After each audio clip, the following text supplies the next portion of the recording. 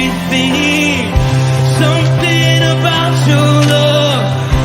Something about your love changes everything. Changes everything. Something about your love. Something about your love changes everything. Changes everything. Something about your love. Something about your love changes everything. Changes everything. Something about your love. Something about your love changes everything. You turn my morning into dancing. You turn my morning into dancing. You turn my morning into dancing. You turn my morning into dancing. 'Cause your love changes everything. Your love changes everything. You turn my morning into dancing. You turn my morning into dancing. You turn my morning into dancing. 'Cause your love changes everything. Your love changes everything. Oh, there's something about your love.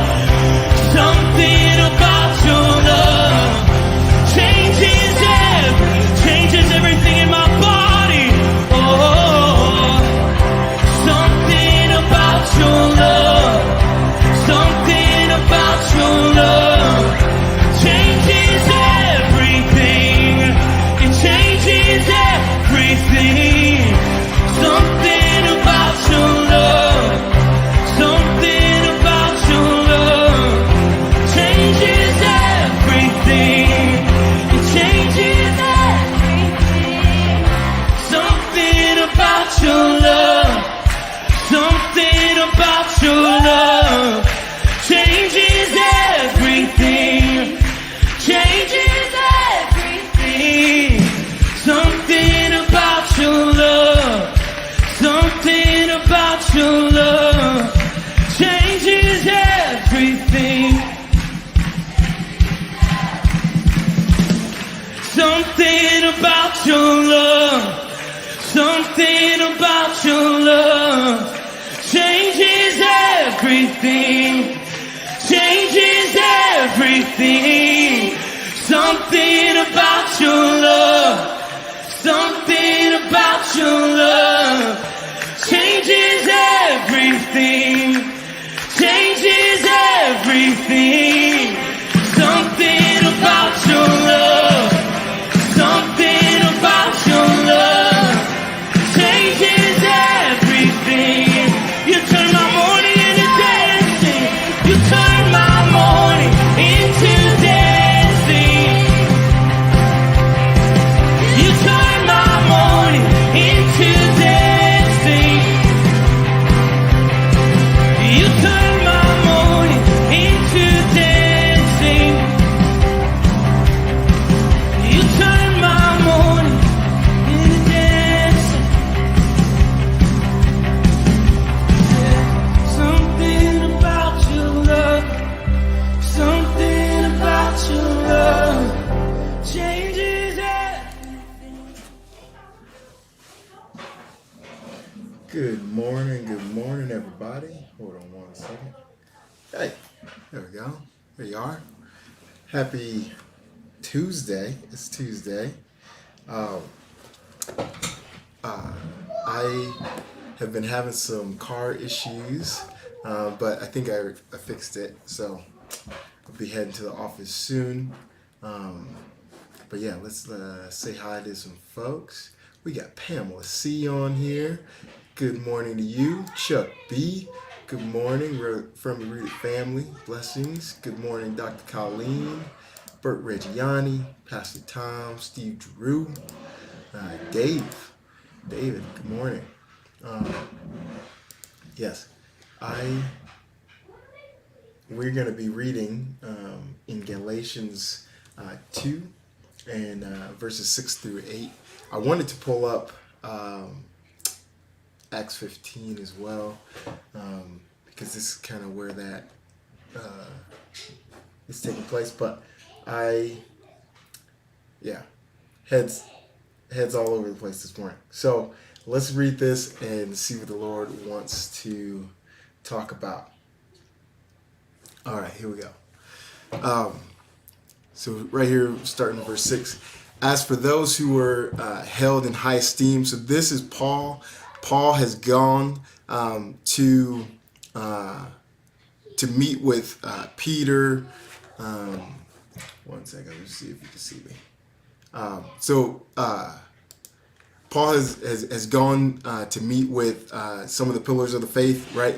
So some of the other apostles, Peter, Cephas, John, James, the half-brother of Jesus, and to make sure that the message that he's been preaching is the same message that they are preaching. And so this is after all of that, and so he's kind of given his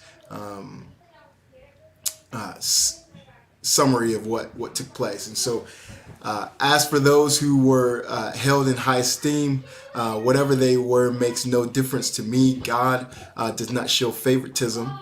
They added nothing to my message. On the contrary, they recognized that I had been entrusted with the task of preaching the gospel to the uncircumcised, just as Peter had been to the circumcised. For God, who was at work in Peter as an apostle to the circumcised, was also at work in me as an apostle to the Gentiles.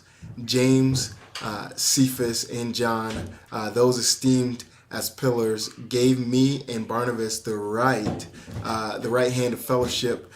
When they recognized the grace given to me, they agreed that we should go to the Gentiles and they to the circumcised. All they asked was that we should continue to remember the poor, the very thing I had been eager to do all along. And man, so this is so good. And I want to pull out a couple things. First off, apostle. The word apostle means to send. It was actually like a Roman term. Whenever Rome would take over a region or a country or whatever, they would send apostles to not only just capture this region, but actually to make this culture a Roman culture, right? So they were there to change the whole culture of a region, of a place. Hey, Pastor Tom said he pulled up Acts 15 yesterday. Yes, he's saying, Paul is saying, you were sent to the Jews. I was sent to the Gentiles, and so. But I love this. I love the fact that Paul went back to make sure, right? Like, hey, this is kind of important. We're talking about people's eternal destiny. This is the gospel, right? This is the story of Christ. Like, all of these guys end up being martyred for their faith, and so Paul's like, I want to make sure I'm getting it right. I want to make sure that I'm saying the right things. I'm doing the right stuff, and that there's this synergy, right? That we're not divided. That we're not going to start two different churches, right? The church that preaches this gospel and the church that that's preaching this other gospel. Like we want to be one. We want to be not divided. is his goal, and I just love it. I love it. He comes and he checks, and he's like, "No, we're saying the same stuff. We're doing the same thing. They had nothing to add. Like I'm speaking, I'm saying the same things that the apostles are saying." That walk with him, that talk with him, right? That were actually there when he was in his earthly ministry. I'm saying the same thing that they're saying, right? And so I just love it. I love it. And I feel like all of us, like this should be this should be a thing for all of us, that we shouldn't just want to go off on an island, or we shouldn't just want to get alone and say, you know what, I got this download, or I got this whatever, and that's it. I don't need to check with nobody. I don't need to go and be in fellowship with anybody. I'm going to be on my island with this whatever that I think I have, and never get it checked. Right, never like there's a reason why Jesus says to forsake not the assembly of the brethren, to not be alone. Right, he says the enemy is roaring. He's like a roaring lion seeking out who he may devour. Who do lions go after? The ones that have separated themselves from the pack, right? He goes for the ones that have isolated themselves purposely, right? And it's a tactic of the enemy for us to separate ourselves and to create this division and say, you know what, I got this download. And we have so many denominations, right, today. And it's because these guys are like, well, no, I believe it this way, da da da da da da, and we forsake one another, and we say, no, I can't do that. I can't do it like them, or I don't want to do it like them. I'm going to do it this way. And Paul and the early church was like, let's not do that. Let's not be divided. Let's not start our own things. Let's make sure that we're in synergy. Like Pastor Tom always talks about homothumadon. Like let's make sure that we're one. And so he comes, he travels. He doesn't just write a letter. Hey, this is what I'm talking about. Like, no, he actually meets with them face to face. He comes and he dwells with them, and they hang out, and they talk these things through. And I just love it. I love it. Like he says that they had nothing else to add. They had nothing else to subtract, right? And that they're saying the same thing. They're saying the same thing. And so it's like, all right, go. I'm going to send you to the Gentiles. I'm going to send you to the Gentiles, to the circumcised. And it's just awesome. It's awesome, and I think it's something that we should take away in our own lives. Like, God doesn't want us separated from any part of Him. All of us carry a facet of the Lord, and He doesn't want us separated from any part of Him. Therefore, we should take up the ministry of reconciliation and be drawn. Even if there's tough conversations that need to be had, man, have them. With the grace of the Lord, He's going to help us navigate through those things. And at the end of the day, be unified with our doctrine, with our lives, so that we're not separated from any facets of the Lord. So I hope this was a blessing to you. I hope this was encouragement. Yes. Hold on. We got some comments coming in here. Connie joined us. Good morning, Connie. Keith, hold on one second. There we go. Wow, Aaron, the enemy goes after those who are separated from the pack. So true.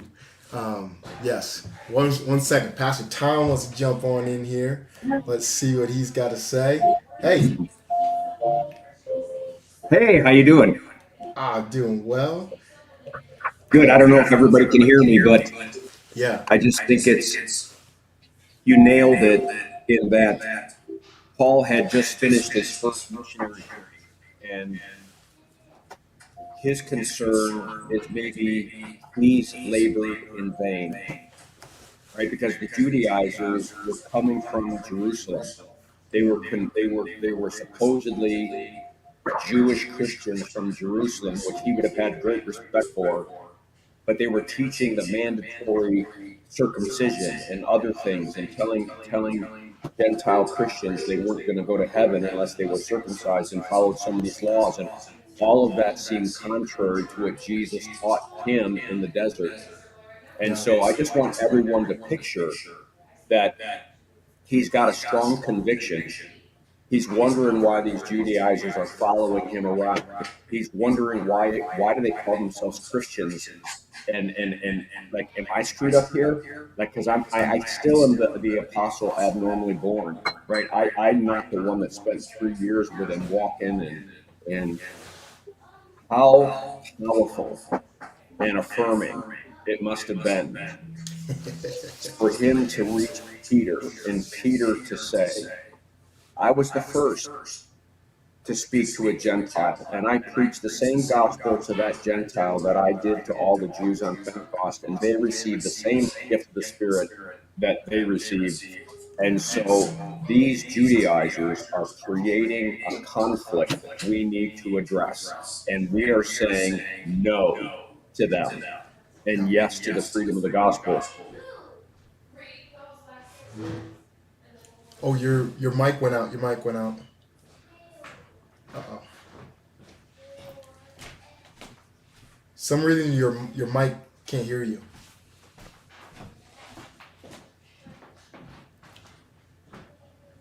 Uh-oh. Hold on. There Is we that go. it? Yeah, we can hear you now. Yeah, we're going to get an echo though, probably. I just want everyone to be aware that this was so human. I'm going to get off because there's an echo. Was there? I muted myself. There was still an echo. Oh no, we lost him. All right. Well, Pastor Tom is coming back here at 9 o'clock for prayer. So jump on and Pastor Tom, would you reiterate what you were saying?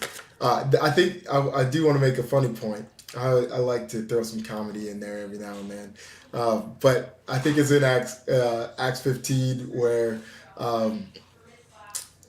Paul is like, man, I was with Silas and these guys are telling him, he's uncircumcised. Everybody's telling him, he should be circumcised. And he, what does it say? It says he felt no conviction or what was it? I should pull it out. Man, I messed up the joke. Anyways, but he basically said he was not compelled. That's what it was. He's like, he felt he wasn't compelled to get circumcised. And I thought that was just hilarious. Like, who would be compelled? Yeah, I want to get circumcised today. No, don't want that. Um, anyways, that's it, y'all. Yes. Um, all right. So Pastor Tom is going to finish that thought before the prayer. So make sure you tune in at 9 o'clock. Man, we just lost Rumble. That's weird. Anyways, all right, y'all. See you later. Peace.